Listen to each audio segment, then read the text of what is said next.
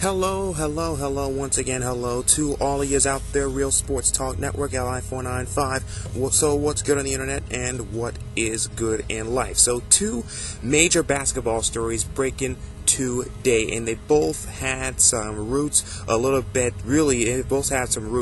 really months and months coming up to this. But the first one is out of New York and out of Madison Square Garden, and this one was sort of coming for a while considering the loud as hell calls for this dude's job, but it finally happened today. Mike D'Antoni, head coach of the New York Knicks, resigned under all of the pressure, the media pressure, the fan pressure. He said, I'm not going to take any more of this. I'm not going to do this anymore. This is becoming a little bit too much. I'm trying, but it's just becoming over freaking whelming. Out of the All-Star break, I believe the New York Knicks have not exactly been the overnight sensation that Jeremy Lin created for this team, and really, if not for Lin's sanity, Mike D'Antoni would probably either be fired or he would have probably resigned a little bit about a few weeks ago, of course, prior to Lin's sanity, of course. But now with all this happening, and the fact that they're 2-7 coming out of the All-Star break, Lin's sanity has sort of worn off, if you will. There's not as much buzz in the city as well as in the media about all of this mess that's been going on, and the result, Jeremy Lin was not able to save Mike D'Antoni's job for the longest period of time, and he is now gone. In fact, not only that, but there was also a report out there that says that D'Antoni actually tried to get Dolan to do this because there's so much trade talk going on, because we are just about 24 or so hours away prior to the trade deadline, that James Dolan was met with a meeting from Mike D'Antoni, and he said, look, I am doing my damnedest. I am working as hard as hell to try and get Carmelo Anthony to buy into my system, but he's just not buying into my system. I mean, does he miss George Karl in Denver? Does he even miss Jim Boeheim at Syracuse? What in the hell is going on? How come I cannot get Carmelo Anthony to come around and subscribe to my system, really? So you know what I want you to do? There's something out there that broke on Twitter. I don't know if this is rumor or fact, but I'm just repeating this, and maybe I shouldn't be, but there's something out there that said that D'Antoni tried to get James Dolan to engineer some kind of a trade between the Knicks and the Nets, Carmelo Anthony for Deron Williams. James Dolan said, I don't think that's something that we can do right now. Deron Williams, while he's a great player and a pretty damn good point guard, he would not exactly fit with our system right now. So you know what? It's either that or you're gone. And D'Antoni said, you know what? I'm out of here. I'm not going to take any more of this. I might as well just go ahead and resign. So Mike D'Antoni has indeed resigned. And really, this is all about Carmelo Anthony, because Carmelo Anthony was not buying into his system, even with everything that was going on. And there was a lot of stuff during the overnight sensation that was Jeremy Lin, that perhaps Carmelo Anthony, and this was while Carmelo Anthony was on the shelf, while he was injured,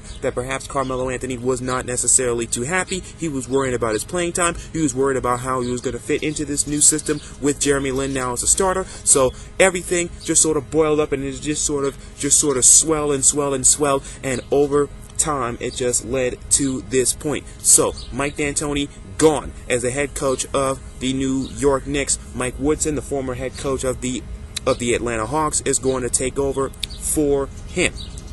And for all of these people, I'm hearing Knicks fans all of a sudden just go off on Twitter. I'm hearing Knicks fans lobby for Jeff Van Gundy, that they want him to come back and leave ESPN. I think a lot of people would want to see Jeff Van Gundy leave ESPN, whatever it takes for him to leave ESPN, because they don't want to see him as an analyst anymore for ESPN. There are a lot of people that are saying, oh, we should get Jerry Sloan, who recently left the Utah Jazz. They should even go ahead and get Phil Jackson. Now, here's where I draw the line. I draw the line on freaking Phil Jackson. Knicks fans, you got your head in the sand. Knicks fans, I don't know where you have your head, but you're certainly not thinking with a lot of clarity. I think Phil Jackson personally is done with coaching. I don't think that he has the passion for it anymore. I don't think that he has it, in his system anymore when it comes to coaching. He certainly doesn't have the mental stability, or rather not the mental stability, but he certainly doesn't have the physical stability right now to be coaching anymore. He has a lot of physical issues that sort of plagued him in his last few years with the Lakers. Here's how fragile the Zen Master is. I understand that they're chosen for the Zen Master just because he was a former player for the Knicks. He played many years on New York. But here's the thing when it comes to Phil Jackson. The reason why they want him is because of his former status as a player. But Phil Jackson was so fragile as a coach in his last days with the Lakers that there was something out there that said that if he were to come back for that last year with the Lakers, that the Lakers were going to say, oh, Phil, we only want you to coach home games. You know, you don't have to travel on the road with us. You don't have to leave Los Angeles. You can only stay and coach when the Lakers are at home at the Staples Center. So I think even with everything and the way that they collapsed last year against the Dallas Mavericks, I think Phil Jackson personally is saying, okay, you know what? I got my 11 championships. I'm the all-time winningest coach of all time when it comes to championships. I'm one of the greatest coaches of all time. My bus is already in the Hall of Fame. I don't need to coach any more games. So I think the Knicks fans that are going off on Boss saying, you know, Jerry Dolan, you know, James Dolan, you need to call Phil Jackson's house right now, whether he's living in Montana or whether he's living in Marina del Rey or wherever it is he's living in the West Coast. I don't think Phil Jackson is coming back to coach anytime soon. In fact, I don't think he's coming back to coach ever. So they need to quit it with that, trying to find him as a new coach. Mike D'Antoni gone as a head coach via resignation with the New York Knicks. So that's how the New York Knicks and Mike D'Antoni get themselves into the news, which really, because of the fact that they play in the Big Apple, they seem to get themselves in the headlines every day. But that is not the only basketball story that broke today. What about Dwight Howard? This whole Dwight Howard thing with Otis Smith, the Orlando Magic, and everything going on down there, this whole thing is really starting to become a reality show, a soap opera, whatever it is. You know, Dwight Howard's nickname is Superman.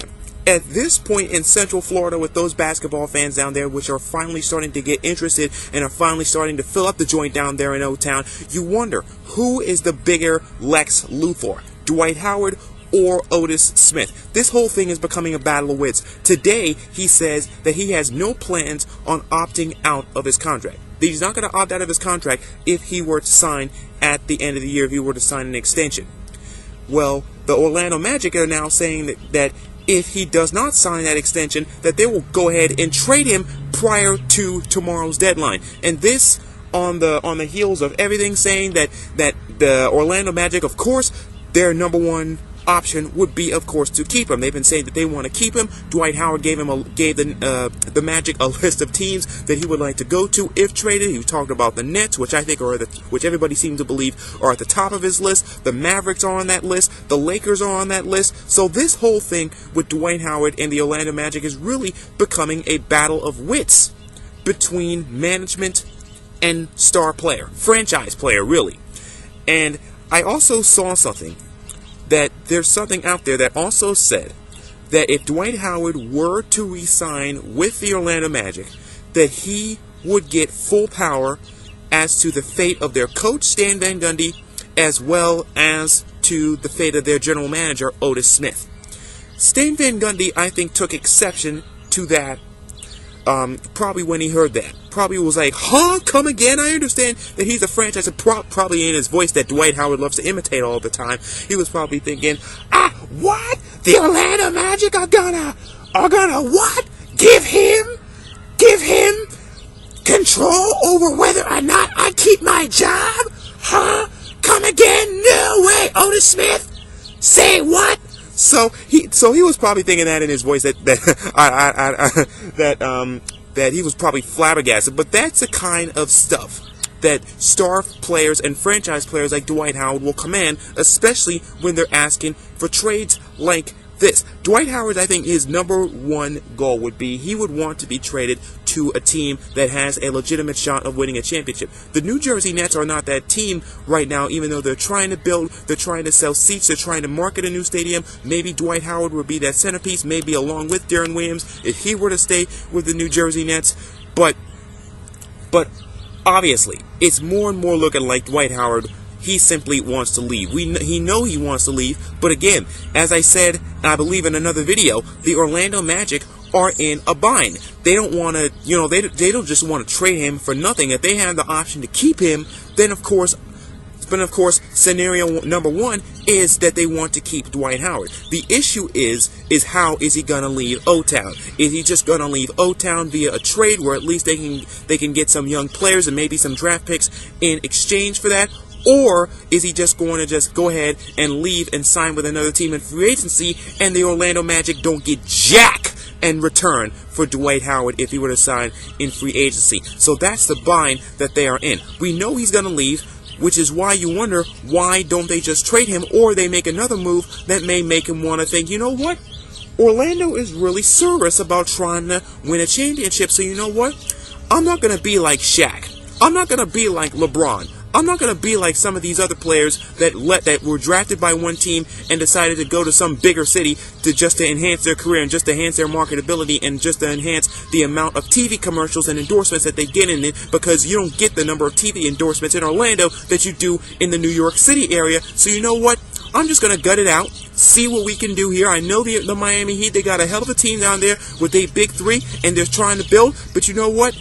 I believe in Orlando. I believe in this city. I'm going to bring a championship to the city. Dwight Howard ain't thinking like that. It sounds like he wants to leave. It sounds like he wants to go ahead and get paid. As you can hear, the birds behind me are agreeing with just about everything that they say. They think that he's going to get traded to, and that it's smarter to trade Dwight Howard at this point in time. So those are the two major basketball stories breaking right now as we inch closer and closer and closer to the trade deadline. All this drama going on with Mike D'Antoni. He resigned from the Knicks, and Dwight Howard says that he will not opt out, but we'll see about that as we get closer to the trade deadline and also to free agency. Where will Dwight Howard be as early as tomorrow, as early as in a week, maybe even as early as after this season? So what you think of all this? Was Mike D'Antoni pretty much forced out of New York by the fans, by the media, and by Carmelo Anthony? And is Dwight Howard really serious when he says that he wants to just when he doesn't want to opt out of his contract at the end of the year?